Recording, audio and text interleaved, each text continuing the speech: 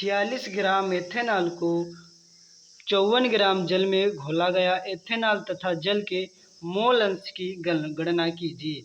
अब यहाँ पर देखेंगे जो हमें ये क्या दे रखा है, 46 ग्राम में क्या दे रखा है, ये हमें दे रखा है भार एथेनॉल। उसके बाद 54 ग्राम क्या दे, ये देखो जो भार है ये स्मॉल w से लिखा जाएगा।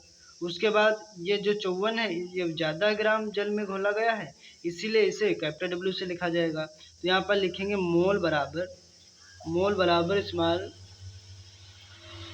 तो मोल बराबर क्या रहेगा, तो मोल बराबर रहेगा भार बटे अणुभार, भार बटे अणुभार। अब यहाँ पर ध्यान से प्रश्न देखेंगे, सर्वप्रथम पहले एथेनॉल दिया हुआ है, उसके बाद जो एथेनॉल को किस में घोला जा रहा है, जल में घोला जा रहा है।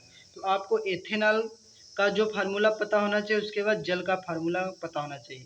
तो एथेनॉल का जो फार्मूला जो होता है C2H5O6 और जो जल का होता है H2O, इन दोनों का निकालेंगे, पहले अणुभार निकालेंगे। क्या निकालेंगे स्टूडेंट्स, अणुभार। तो यहाँ पास क्या लिखेंगे, तो यहाँ पर लिखेंगे मोल बराबर भार बटे अणुभार। उसके बाद सर्वप्रथम एथेनॉल है तो एथेनॉल का, तो यहाँ पर लिखेंगे एथेनॉल के मोलों की संख्या। यहाँ लिखेंगे एथेनॉल के मोलों की संख्या, एथेनॉल के मोलों की संख्या। तो एथेनॉल के मोलों की संख्या आप देखेंगे, भार कितना एथेनॉल का दिया है, तो 46 दिया हुआ, कितना दिया हुआ है 46। और अणुभार देखो आपको निकालना बताएंगे इधर साइड में, किसका, एथेनॉल का, मतलब C2H5 और OH का, ये होता है अणुभार निकालेंगे। अब यहाँ ध्यान से देखेंगे, कार्बन देखो आप जानते होंगे कि कार्बन का परमाणु क्रमांक कितना होता है, 6 होता है, परमाणु भार कितना होता है, 12 होता है। तो यहाँ 12 लिखेंगे, कितने कार्बन, 2, तो 2 से गुणा करेंगे। हाइड्रोजन का 1H1 तो प्लस का 1 × 5 लिखेंगे, प्लस ऑक्सीजन का 8 और 16 होता है, तो 16 × यहाँ पास H कितना है, या इंटू का है OH है तो प्लस का चिन्ह लगेगा। तो यहाँ पास कितना रहेगा, हाइड्रोजन का कितना रहेगा, 1 रहेगा, तो 12 दूना कितना हो जाएगा, 24 हो जाएगा, 5 एकम 5 हो जाएगा, 16 एकम 16 हो जाएगा। और इन सभी को क्या कर लेंगे, ऐड कर लेंगे। ऐड करने पर कितना आ जाएगा, ऐड करने पर आ जाएगा 46। ये क्या होगा, ये हमारा हो जाएगा एथेनॉल का अणुभार। तो यहाँ पर लिखेंगे C2H5OH, ये क्या है, ये आपका एथेनॉल का अणुभार है। अणुभार कितना निकल के आ चुका है, 46 आ गया, आप समझ गए होंगे। तो यहाँ पर लिखेंगे क्या, एथेनॉल के मोलों की संख्या बराबर क्या लिखेंगे, यहाँ पर भार बटे अणुभार। अणुभार भी उतना ही है 46 से 46 कट जाएगा, तो यहाँ आ जाएगा 1, कितना आ जाएगा, 1 आ जाएगा। इसी तरीके से निकाल लेंगे, जैसे एथेनॉल के मोलों की संख्या निकाला है, इसी तरीके से निकालेंगे जल के मोलों की संख्या। तो यहाँ पर लिखेंगे जल के मोलों की संख्या। तो जल के मोलों की संख्या भाई क्या होते हैं, तो जल के मोलों की संख्या, तो यहाँ पर जल में कितना था, तो 54 ग्राम जल में घोला गया था, तो यहाँ पास रहेगा 54 रहेगा, कितना रहेगा 54, और बटे में क्या रहेगा, ये जो जल के मोलों संख्या निकालना, तो जल का देखो अणुभार निकालेंगे, क्या निकालेंगे, जल का अणुभार। तो यहाँ पर देखेंगे जल का अणुभार, तो जल का अणुभार किस तरीके से निकालेंगे, तो इसका देखो फार्मूला पड़ा होगा H2O। अब देखोगे यहाँ हाइड्रोजन कितने हैं तो 2, लेकिन इसके परमाणु क्रमांक कितना रहेगा, 1 और × 2। ऑक्सीजन का कितना रहेगा 16, तो 2 एकम कितना हो जाएगा 2 और 16 2 कितना हो जाएगा, 16 2 हो जाएगा 18। तो यहाँ पास कितना हो जाएगा, तो जल के मोल संख्या क्या रहेगा, भार बटे अणुभार। किसका अणुभार, तो जल का 18 रहेगा, 18 कम 18 18 कितना हो जाएगा 54 हो जाएगा, कितना आ जाएगा 3 ग्राम आ जाएगा। उसके बाद निकालेंगे कि आप देखो एथेनॉल की मोलुक संख्या पता चल गई, जल की मोलुक संख्या पता चल गई, तो उसके बाद हम क्या निकालेंगे, उसके बाद सवाल में हम सॉल्व करेंगे, ध्यान से देखेंगे स्टूडेंट। उसके बाद सॉल्व करेंगे एथेनॉल का मोल अंश, क्या निकालेंगे, उसके बाद निकालेंगे एथेनॉल का मोल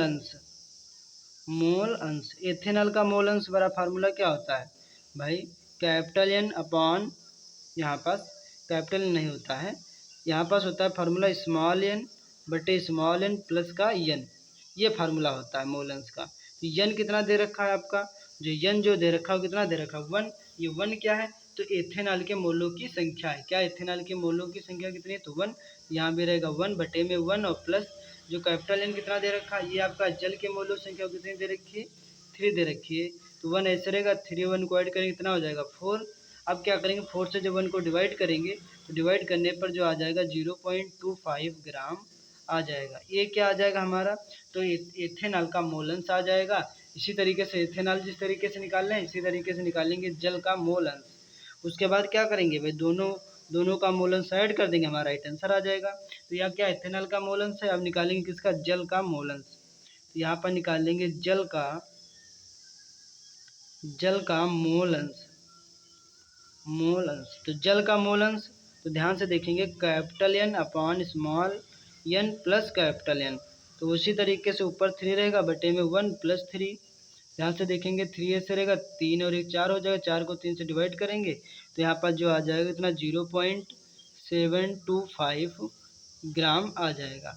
ये अब यहाँ ध्यान से देखेंगे, इथेनॉल का मोलंस निकल गया, जल का मोलंस निकल गया, दोनों को क्या कर लेंगे, दोनों को कर लेंगे ऐड। तो यहाँ पर लिखेंगे क्या, तो यहाँ पर लिखेंगे दोनों का मोलंस। क्या लिखेंगे, दोनों का मोल अंश। दोनों का मोलंस को ऐड करेंगे तो यहाँ पर क्या लिखेंगे, विलेय का मोलंस। भाई एक विलेय था एक विलायक था, तो लिखेंगे विलेय का मोलंस, विलेय का मोलंस प्लस विलायक का मोलंस, विलेय का मोलंस प्लस विलायक का मोल अंश। अब यहाँ देखेंगे विलेय का मोलंस कितना भी निकाले हैं, जो विलेय का जो मोलंस कितना है तो वो है आपका 0.25 और प्लस जो जल का मोलंस है, जो विलायक का मोलंस कितना है 0.725। इन दोनों को ऐड करेंगे तो ऐड दो किस तरीके से किया जाता है, तो 0.725 ऐसे रहेगा। उसके बाद कितना ऐड करेंगे तो 0.25 पीछे 0 लगा देंगे। अब यहाँ क्या 5 रहेगा, 5 टू कितना 7 हो जाएगा, 7 टू 9 हो जाएगा, 0.0 रहेगा, तो यहाँ पास आ जाएगा 0.975। ये किस में आएगा, लगभग में आएगा, किस में आएगा,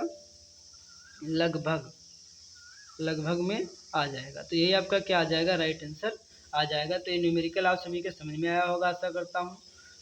तो फिर मिलता हूँ नेक्स्ट वीडियो में, तब तक के लिए आप सभी का